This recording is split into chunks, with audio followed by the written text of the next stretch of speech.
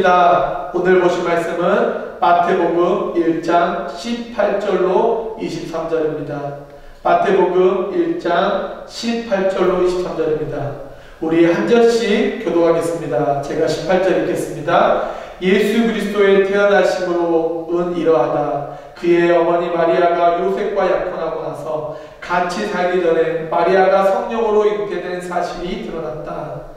마리아의 남편 요셉은 의로운 사람이라서 약혼자에게 부끄러움을 주지 않으려고 가만히 파혼하려 하였다. 요셉이 이렇게 생각하고 있는데 주의 천사가 꿈에 그에게 나타나서 말하였다. 다윗의 자손 요셉아, 두려워하지 말고 마리아를 내 아내로 맞아들여라. 그 태중에 있는 아기는 성령으로 말미암은 것이다.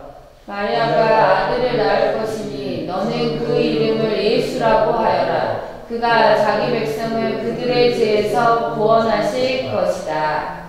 이 모든 일이 일어난 것은 주님께서 예언자를 시켜서 이르시기를 보아라, 동정녀가 잉태하여 아들을 낳을 것이니 그의 이름을 임마누엘이라 할 것이다 하신 말씀을 이루려고 하신 것이다. 임마누엘은 번역하면 하나님이 우리와 함께 계시다는 뜻이다. 아멘. 오늘은 마태복음, 사도행전, 사도신경 5번째 시간으로 우리는 지속적으로 지금 사도신경을 보고 있습니다.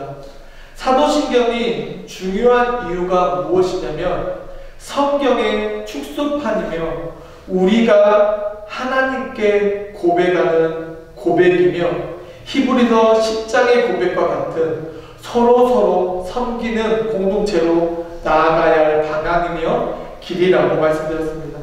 그래서 우리는 사도신경을 알아야 하고 배워야 하고 고백합니다. 사도신경은 우리에게 주는 메시지는 하나입니다.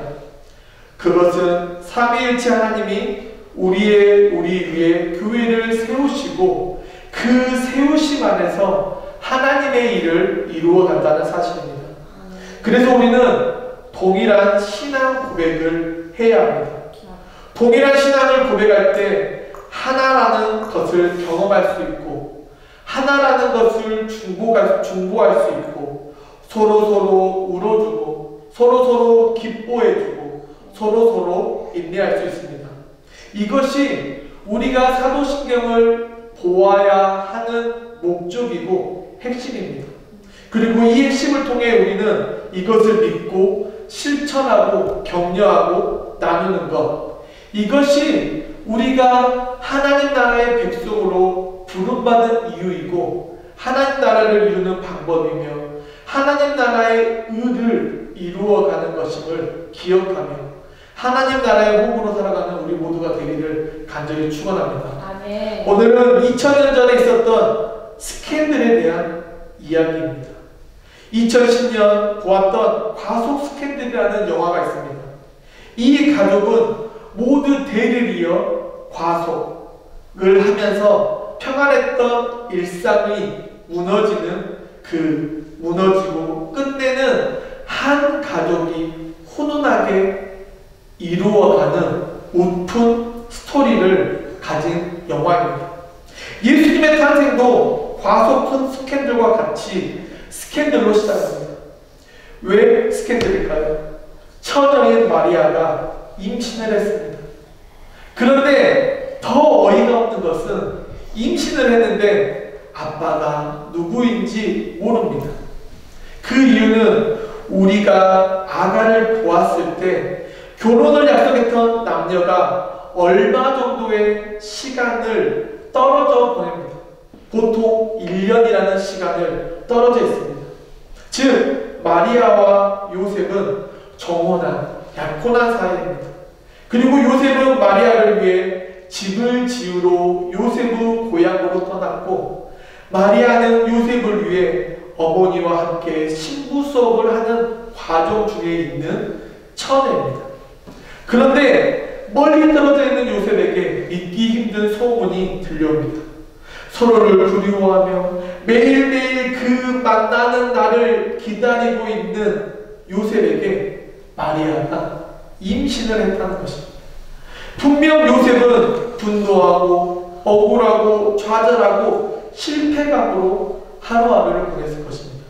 그리고 고심 끝에 마태복음 1장 19절에 마리아의 남편 요셉은 의로운 사람이라서 약혼자에게 부끄러움을 주지 않으려고.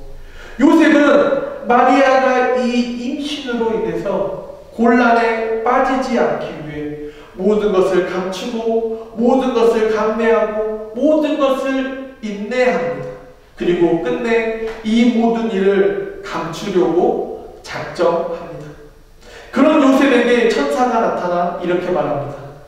다윗의 자손 요셉아, 두려워하지 말고 마리아를 내 아내로 맞아들여라. 그 태중에 있는 아기는 성령으로 말미암은 것이다. 요셉은 자신이 모든 것을 감내하고 마리아를 떠나보내려고 했습니다. 그런데 요셉의 꿈에 나타나서 그 모든 것을 감내하라고 말합니다. 왜냐하면 그 아기는 성령으로 잉태된 아기라는 것입니다. 그래서 모든 것을 결단하고 감수합니다. 그래도 사실 이 일은 쉽지가 않습니다. 왜냐하면 사실 이 스캔들이라는 것은 평생 누군가의 인생을 발목 잡을 수도 있고 누군가의 삶을 파괴할 수도 있고, 그런데 요셉은 그 삶 안에 감당하기로 결단합니다.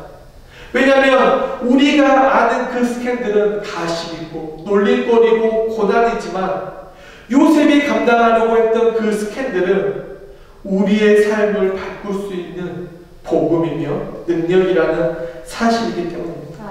그래서 그 스캔들이 성경이라는 책을 통해 지금까지 우리에게 전달되고 있고, 이 스캔들은 우리 이후의 세대 그리고 영원 무궁토록 예수님이 다시 오시는 그날까지 전달될 것입니다. 그래서 요셉이 감당한 이 스캔들이 위대하고 대단한 것입니다. 그리고 그 스캔들은 우리에게 가장 쉽고 간결하게 전달해준 사람이 누구냐? 바로 바울입니다. 바울은 서신서를 통해 예수님의 스캔들을 복음, 굿 뉴스라고 조금 더 구체적이며 체계적으로 우리에게 전달합니다. 로마서 9장 33절에 보아라, 내가 시온에 부딪히는 돌과 걸려 넘어지게 하는 바위를 둔다. 그러나 그를 믿는 사람은 부끄러움을 당하지 않을 것이다. 아멘. 이 로마서 9장 말씀은 이사야서 8장 14절과 연결되면서 메시아에 대한 예언으로 연결됩니다. 즉 복음의 스캔들은 구약에서부터 시작해서 신약을 거쳐 우리에게 이어지고 있는 사실이라는 것입니다. 그래서 로마서 9장을 자세히 보면 이 9장 33절에 스캔들이라는 단어가 연결되는데, 이것은 무엇이냐면 부딪히는 돌과 걸려 넘어지게 하는 바위, 즉 헬라어로 스칸달로, 이것이 나중에 영어로 이어져서 스캔들이라는 단어로 만들어집니다. 즉 33절을 보면 예수님이 부딪히는 돌과 넘어지는 바위, 즉 예수님이 스칸달론이라고 말합니다. 우리의 삶에 예수님이 찾아오십니다. 그리고 우리는 그 예수 그리스도로 인해 스캔들에 휩싸이게 됩니다. 그런데 이 스캔들은 우리를 점진적으로 발전시킵니다.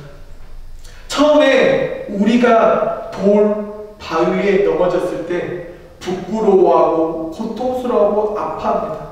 왜죠? 첫째, 예수님이 성령으로 잉태되었다는 사실을 우리의 상식이나 우리의 경험이나 우리의 지식으로 이해할 수 없어서 우리는 부끄러워하고 분노합니다. 둘째, 내가 그동안 편하게 지내던 모든 것을 부정하고 불편하게 만듭니다. 대표적으로 무엇입니까?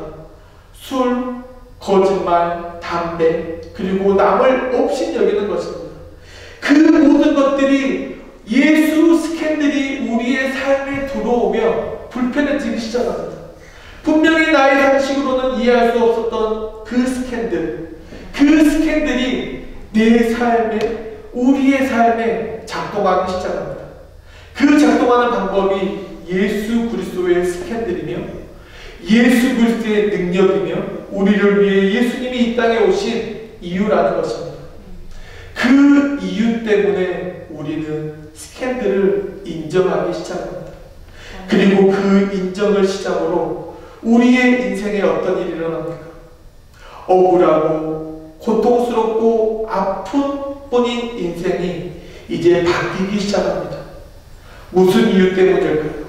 상식과 경험으로 이해되지 않는 스캔들, 나를 힘들고 불편하게 했던 스캔들이 믿어지기 시작합니다. 믿음이 생기기 시작합니다. 그 믿음의 시작으로 감사와 기쁨이 시작되고 그것으로 인해 우리는 복음을 스캔들로 받아들이고 그 바위와 그 돌에 걸려 넘어지지 않고 그것을 넘어가기 시작합니다. 이런 사람들은 선택받은 자라고 우리는 말하고 그들은 하나님의 구원을 선물로 받았다고 말합니다. 그런데 우리 주위를 보면 어떻습니까? 많은 사람들이 분명히 스칸달론에 의해서 넘어지고 불편하고 마음을 쓰지만 어떻습니까? 그 넘어짐을, 그 불편함을, 그 마음씀을 넘어가려고 하지 않습니다. 그냥 그것에 갇혀 포기하는 사람들이 많다는 사실입니다. 그래서 우리에게는 복음은 스캔들입니다. 그래서 이것을 우리가 믿는 개혁신학에서는 예정론, 하나님이 창세전부터 특정한 사람들을 구원하도록 미리 선택하셨다고 말합니다. 그래서 저는 담대히 말할 수 있습니다.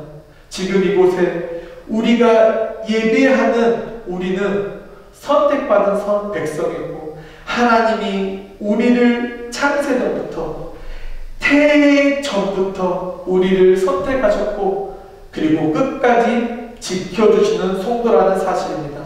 믿으십니까? 아멘. 우리가 성경을 읽다 보면 복음에 대해서 누구보다 고민한 사람이 바로 바울입니다.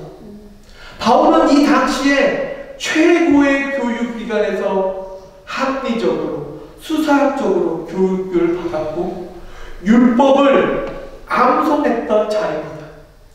그런 그가 예수님을 만났습니다. 예수님이라는 그 스칸달리온을 경험했습니다. 그 순간 그는 어떻게 했습니까?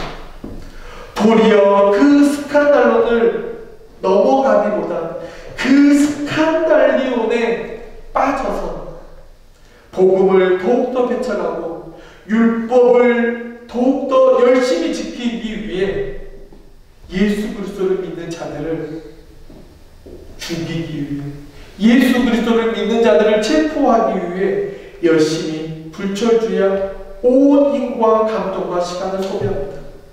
왜요? 그 복음의 스캔들이 바울을 괴롭히기 시작합니다. 지금까지 자신이 공부한 것, 지금까지 자신이 믿고 있었던 것, 지금까지 자신이 의지했던 것, 그것들이 무너지는 것을 경험합니다. 그리고 다메섹 도상에서 예수님의 그 부르심에 완전히 무너지고 맙니다. 그리고 바울이 로마서 9장에 기록하면서 자신의 과거를 돌아보며 자신의 민족을 향해 한탄합니다. 이스라엘 백성들은 하나님의 선택받은 백성인데 왜 스칸달로 복음으로 오신 예수 그리스도를 믿지 못하고 배척하고 능력을 주어서 하나님의 선택이 이스라엘에서 이방으로 옮겨지게 했는지 한탄하기 시작합니다. 그리고 그 일은 하나님의 주권적인 선택이었고 그 주권적인 선택으로 인해 우리에게 복음이 전달되었다는 것입니다. 사랑하는 성도 여러분, 문제는 복음의 스캔들을 어떻게 넘어갈 거냐는 것입니다. 우리가 가진 지식과 우리가 가진 경험과 우리가 가지고 있는 그 상식으로는 도저히 이해할 수 없는 그것을 어떻게 넘어갈 것이냐는 것입니다. 그래도 우리의 인생은 럭키입니다. 왜 럭키일까요? 우리는 그 복음의 스칸달론을 넘기 위해 액션을 취하고 지금 잘 이해되지 않는 그 스칸달론을 넘어가기 위해 매일매일 하나님을 예배하고 경배하고 찾기 때문입니다. 그런데 세상은 어떻습니까? 그 복음이라는 그 스캔들을 넘으려 하기보다 그것을 이용하려 합니다. 왜죠? 자신들이 세상의 모든 것 외에 가장 잘났고 가장 위대하고 가장 높고 가장 부유하고 가장 모든 것을 잘 안다고 생각하기 때문입니다. 그래서 요즘 전도하는 사람들이 가장 하는 말 무엇입니까? 헤이 목사, 교회가 비즈니스야? 무슨 전도를 하고 그래? 아직도 교회 시끄럽지 않아? 아직도 교회 돈 하지 않습니까? 라며 참 안타까운 말들을 합니다.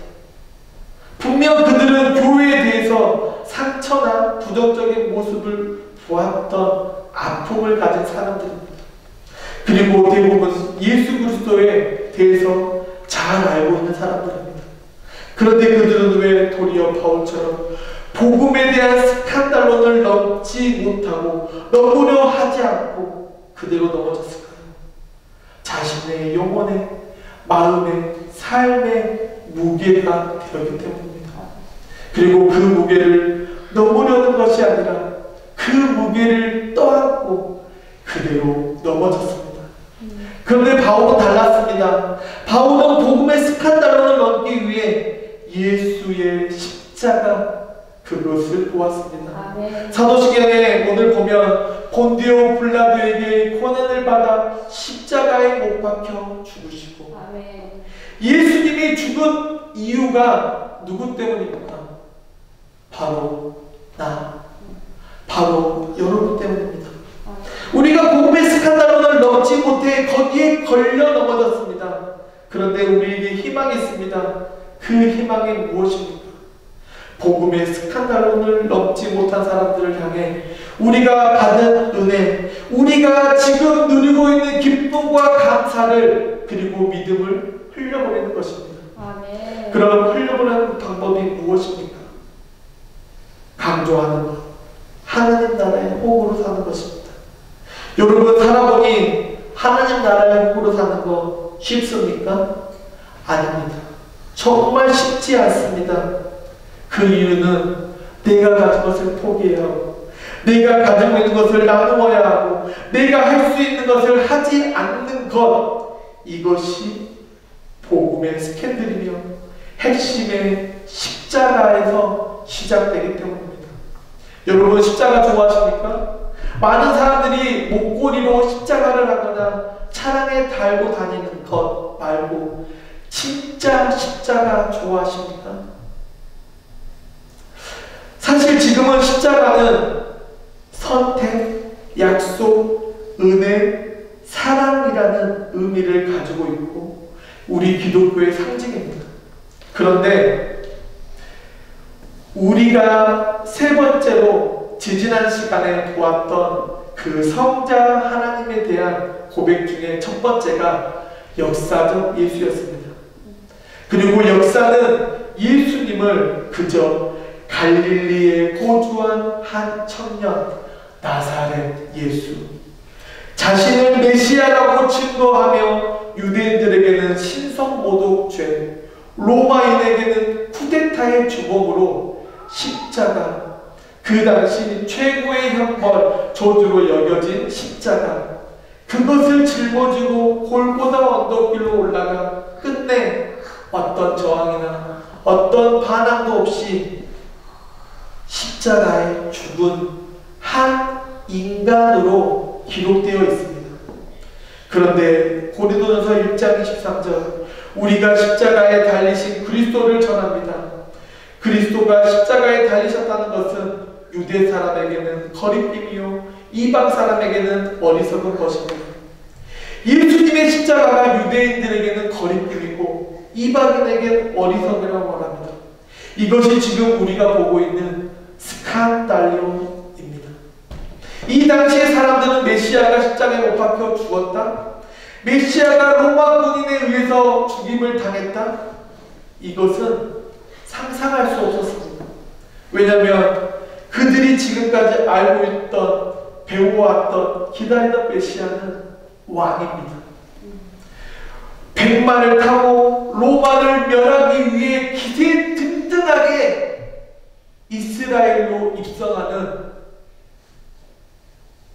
꿈꾸는 메시아, 그분이 메시아입니다. 그런데 십자가, 그 당시에 최악의 벌을 받은 후에 죽었다? 유대인들 생각에, 그리고 제자들의 생각에 도저히 받아들이지 못합니다. 그래서 나사렛에서 자란 예수가 메시아란 말을 들은 그들은 도저히 받아들일 이유는 그들의 자존심과 같은 믿음 때문입니다. 그런데 예수를 십자가에 죽도록 버려둔 유대인들을 향해 너희가 죽인 예수가, 너희가 죽인 나사렛 예수가 메시아라니 그들은 돌아버린 것입니다. 그들의 마음과 양심에 스칸달론으로 다가왔지만 그들은 도저히 넘을 수 없어서 도리어 바울을 그토록 괴롭히고 바울을 감옥에 가두고 온갖 곤욕과 창피와 능욕을 주었습니다. 바울이 전한 말이 거짓말하는 것을 온 세계에 알리기 위한 방법이었습니다. 그런데 결과적으로 어떻게 되었습니까? 복음은 고난과 순환과 아픔을 견디고 우뚝 일어났습니다. 이것이 십자가의 능력입니다. 이것이 십자가의 은혜입니다. 요즘 참 신앙생활하기 어렵습니다. 누가 뭐 하시는 분입니까? 그러면 목사라고 말하는 것이 참 부끄러울 때가 많습니다. 그런데 말씀을 준비하면서 저의 삶을 돌아보니 힘들고 지치고 어려워도 도리어 기쁨과 감사와 즐거움이 있는 지금의 삶도 있었지만, 한편으로는 저의 삶에 풍요가 있고 여유로울 때 기쁨과 감사보다 항상 불안과 불평과 불만이 많을 때가 있었습니다. 무엇이 달랐을까 생각해보니 바로 십자가였습니다. 십자가가 나의 삶 안에 있을 때에는 어떤 고난의 큰 파도와 작은 파도가 몰려와도 분명히 힘들지만 이길 수 있는 힘이 있었고 기쁨이 있었고 감사가 있었습니다. 그런데 나의 삶의 십자가가 멀어져 보일 때, 십자가가 나의 삶에 멀리 있을 때 나의 삶은 풍요롭고 여유롭지만 무언가 모를 쫓김과 불안이 있었다는 사실입니다. 이 차이가 바로 십자가의 능력입니다. 역사적 예수, 나사렛 예수가 우리에게 보여준 그 사랑을 우리는 따라야 하는 것입니다.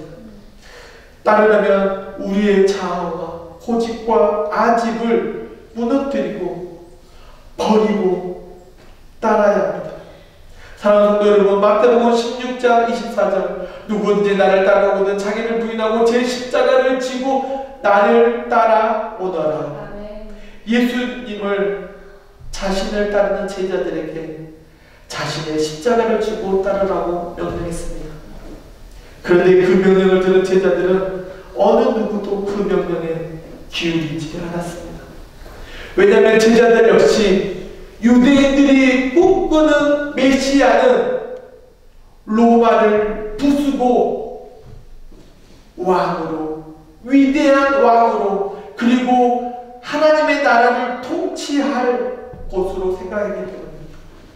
그런데 예수님이 로마에게 잡히시던 그날 밤 예수님을 나의 구주로 고백했던 베드로는 끝내 3번 예수님을 부인합니다. 그런데 요한복음 21장에 예수님이 베드로를 찾으며 물으십니다. 요한의 아들 시몬아, 내가 나를 사랑하느냐? 그 질문에 베드로가 세 번째 대답, 한참 망설인 베드로가 이렇게 대답합니다. 주님, 주님께서는 모든 것을 아십니다. 그러므로 내가 주님을 사랑하는 줄 주님께서 아십니다. 아멘. 베드로의 마지막 대답은 첫 번째 질문과 두 번째 질문의 답이 믹스된 것입니다. 결과적으로 주님 안에 베드로가 있고 베드로 안에 주님이 있다는 거 주님 아시지 않습니까? 아멘. 주님, 내가 주님을 사랑하는 거 나도 알고 주님이 나를 사랑하는 거 나도 압니다. 그리고 끝내 베드로가 어떻게 주님을 맞았을까요?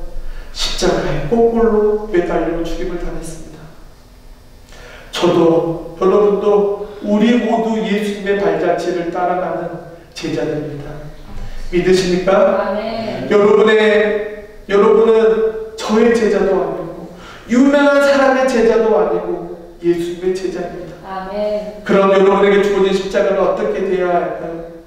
외면하거나 핑계대는 것이 아니라 스스로 지고 가는 역사가 일어나길 간절히 축원합니다. 아멘. 여러분에게 주어진 십자가 어떤 누구도 여러분을 대신해서 질 수 없습니다. 아버지. 여러분이 여러분의 가족의 십자가, 자녀의 십자가, 부모의 십자가 대신 질 수 없습니다. 각자가 각자의 십자가를 지는 것, 이것이 복음의 스캔들이고 스칸달론을 넘으려는 믿는 자의 자세이며 성부 하나님을 의지한다는 믿음의 표현이자 우리가 나아갈 방향입니다. 아멘. 사랑하는 성도 여러분, 십자가는 믿는 것입니다. 아버지. 나의 십자가를 지고 예수님의 발자취를 따라가는 것입니다. 따라가면 넘어질 때도 있고 고난 중에 있을 때도 있고 고통 중에 있을 때도 있고 아픔일 때도 있습니다. 하지만 제가 자신있게 말씀드릴 수 있는 것 하나 있는데, 나의 십자가를 지고 가는 그 길의 끝에는 성부 하나님과 성자 하나님이 자기 십자가를 지고 완주한 우리를 향해 두 손을 벌리고 두 팔을 벌리고 수고했다, 반겨주시며 고생했다, 또닥또닥 해주신다는 것입니다. 잘 참았다, 잘 인내했다, 상급받을 날이 있다는 것입니다. 세상이 주는 위로와 상급은 썩어지는 것입니다. 하지만 하나님이 주시는 위로와 상급은 영원한 것이고 끊임없는 공급이라는 사실을 기억하며 오늘도 나의 십자가를 지고 예수의 그 발자취를 따라가는 우리 모두가 되기를 간절히 축원합니다. 아멘. 축원합니다. 아멘. 기도하겠습니다. 하나님이 우리를 위해 하나밖에 없는 아무런 흠없는 예수 그리스도를 보내주시고 십자가에 온전히 순종하며 아버지. 우리를 위해 십자가에 죽게 하시고 아멘. 부활한 후에 우리에게 다시 나타나 영원한 생명과 기쁨과 감사를 경험할 수 있도록 인도해 주시니 감사합니다. 아멘. 예수님의 명령인 자기 십자가를 지고 예수님의 발자취를 따라 우리 모두 따라가는 아버지.